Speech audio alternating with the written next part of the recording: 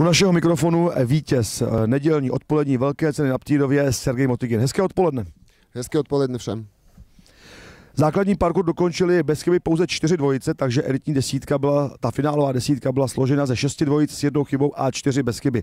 Jak velký handicap to nakonec byl? No, šanci měl každý, si myslím. Nám ten finálový parkour se zdařil, takže... Je pravda, že bezchybné finále vyneslo téměř na stupně vítězů dvojici Kornada K a Jiří Papoušek, tvé stálové kolegy. Ano. V podstatě můj plán byl jít čistě, nechtěl jsem jít na čas, protože byla velmi specifická navodení a tak dále.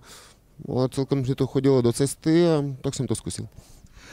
Zoe Delibrycet a Sergej Motygin byli nakonec jediná bezchybná dvojice v rámci základního parkouru i finále. Byly pak parkoury tak obtížné?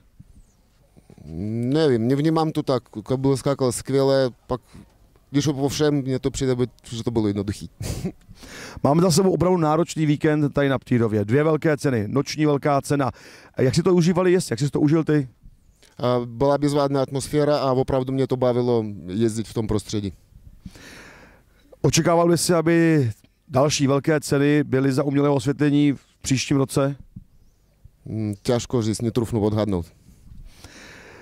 Náročný program tohoto víkendu jsme zmiňovali. Jak to bylo v tvém případě, jak to bylo s přípravou na dnešní velkou cenu? Slyšel jsem nějaké zvěsti ze zákulisí, že to nebylo úplně ideální. Měli jsme zajímavou společnost, tak jsme poseděli, malinko jsme to protáhli. Co to znamená malinko protáhnout? Kolik si dnes naspal? Na hodiny se ptát nebudu, ale řekněme minut.